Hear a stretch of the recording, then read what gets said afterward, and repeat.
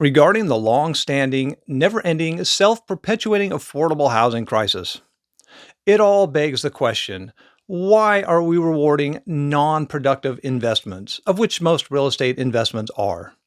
If people are in the privileged position to have their money make more money for them without having to work for it or be productive themselves, shouldn't we at least require that their money be invested in ventures that are productive, that are making some kind of a positive contribution to society?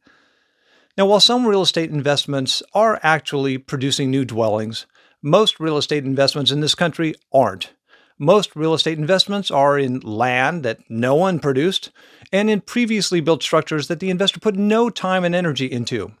Landlords and most real estate investors aren't producing anything. And the small amounts of time and energy they do expend are in no way commensurate with the wealth they are building. Landlords often warrant their actions with rhetoric such as,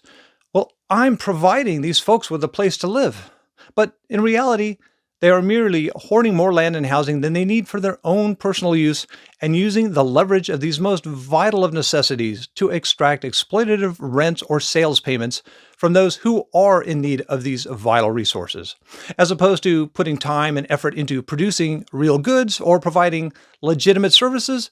Real estate investors are able to generate wealth in a manner strikingly similar to the feudalism our founding fathers so reviled. I also hear real estate investors say things like, well, if it weren't for me, these people could never afford a place to live.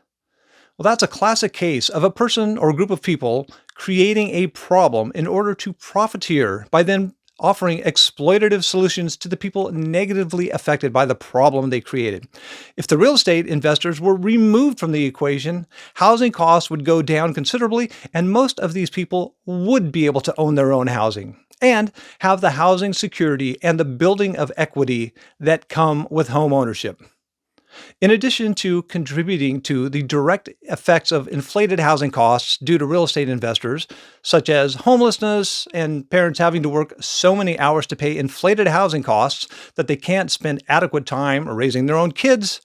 there are many other negative, indirect, broader effects, such as investment capital being diverted away from productive investments that have the potential to benefit society, such as labor costs becoming so high that we can't compete with and have become dependent upon foreign manufacturers, and such as the withering motivation of American workers who, no matter how hard they work, and no matter the fact that they are the ones actually making positive contributions to society, can't get ahead.